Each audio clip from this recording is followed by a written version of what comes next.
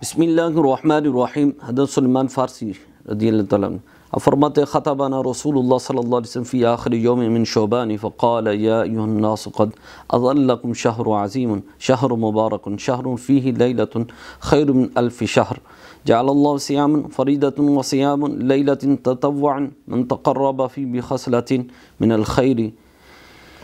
حضرت سلمان فارسی رضی اللہ تعالیٰ کہتے ہیں کہ شعبان کے آخری دن ہم سے نبی کریم صلی اللہ علیہ وسلم نے بات فرمایا اور فرمایا اے لوگو عظمت والا مہینہ آ رہا ہے، برکتوں والا مہینہ والا، رحمتوں والا مہینہ ہے، اور اس میں ایک رات ایسی ہے جو 1000 مہینوں سے بہتر ہے۔ وہ مہینہ اس کے روزے اللہ نے فرض کیے، اس کے رات میں تم پر قیام ہے۔ جو اس ماہ مبارک میں نیکی کرے اللہ کے قریب ہوتا ہے، اللہ اسے اپنا قرب خاص عطا فرماتا ہے۔ اور دوسرے مہینے میں فرائض کی ادائیگی سے اس مہینے کی فرائض کی ادائیگی ایسے ہے جیسے دوسرے مہینے میں 70 فرائض، یعنی دوسرے مہینوں میں تم فرض پڑھو گے تو تمہیں فرض کا ثواب، اس میں تم ایک فرض پڑھو گے 70 گنا زیادہ اللہ ثواب عطا فرمائے گا۔ دوسرے مہینوں میں نفل پڑھو گے تو تمہیں نفلوں کا ثواب، اور اس میں تم نفل پڑھو گے اللہ اس نفلوں کو فرضوں کا ثواب بنا کر تمہیں عطا فرمائے گا۔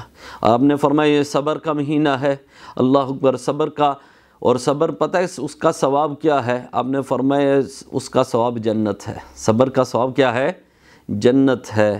اور یہ غرباء کا مہینہ ہے، یہ وہ مہینہ جس میں مومنوں کا رزق بڑھا دیا جاتا ہے۔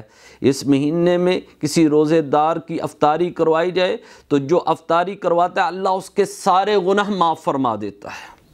اس کے روزہ افطار کروانے کی برکت سے اللہ اس کے سارے گناہ معاف کر دیتا ہے اور اس کی گردن کو جہنم کی آگ سے آزاد کر دیتا ہے، اور اس روزے دار کو بھی ثواب ملتا ہے۔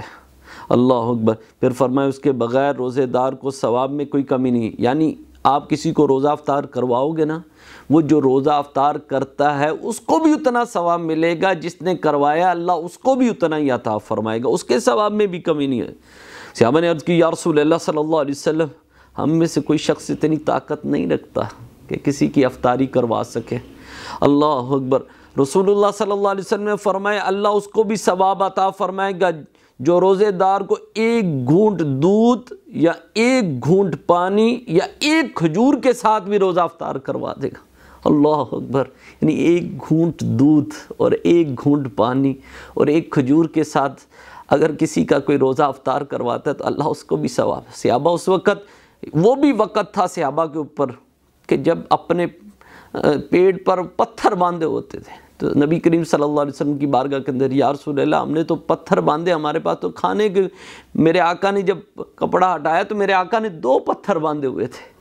اللہ اکبر۔ صحابہ کی آنکھوں سے آنسو آ گئے کہ غمخوار نبی ہے اپنی امت کے، اتنے مہربان ہے۔ اللہ اکبر۔ اور میرے آقا نے پھر فرمایا کہ جو شخص کسی روزے دار کو سیراب ہو کر، یعنی پیٹ بھر کر روزہ افطار کروائے گا، اللہ اس کو حوض کوثر میں پانی پلائے گا، حوض کوثر کا جام پلائے گا اللہ اس کو۔ اللہ اکبر۔ پھر فرمایا حتی یدخل الجنت، پھر فرمایا کہ یہاں تک کہ وہ شخص جنت میں داخل ہو جائے گا جب سوا نیزے پہ سورج ہوگا، تانبے کی زمین ہوگی، ہر بندہ اپنے پسینے میں ڈوب رہا ہوگا، زبانیں خشک ہوئی ہوں گی، باہر نکلی ہوں گی، پیاس لگی ہوگی، تو میرے آقا فرماتا ہے، میرے آقا نے فرمایا کہ جو اس دنیا کے اندر سیراب ہو کر کسی کو روزہ افطار کروا دیتا ہے، میرے آقا نے فرمایا حوض کوثر میں سے اللہ اس کو اتنا جام پلائے گا، اتنا جام پلائے گا کہ اللہ اکبر حتی یدخل الجنت، کہ وہ جنت کے اندر داخل ہو جائے گا۔ اللہ اکبر۔ پھر میرے آقا نے فرمایا اس مہینے کا اول رحمت اور درمیانہ حصہ بخشش اور آخری حصہ جو ہے وہ آگ سے نجات کا ہے۔ یہ بخاری اور مسلم شریف کی حدیث مبارک۔ یہ دیکھیں کتنا چھوٹا سا عمل، ایک بندہ کسی کو سیراب کر کے پیٹ بھر کے روزہ کھلواتا ہے، اس کا روزہ افطار کرواتا ہے، تو اللہ تعالیٰ کتنا اجر عطا فرماتا ہے۔ یہ دنیا پہ یہ نیکیاں ہیں اللہ کے بندو، یہ خرید لے دنیا پہ رہ کے، پتہ نہیں پھر دنیا سے چلے جاؤ کہ پتہ نہیں پھر یہ نیکیوں کا موقع ملے یا نہ ملے۔ یار یہی وقت ہے۔ اللہ اکبر۔ اللہ تعالیٰ کی بارگاہ کے اندر دعا اللہ تعالیٰ قبول عطا فرمائے۔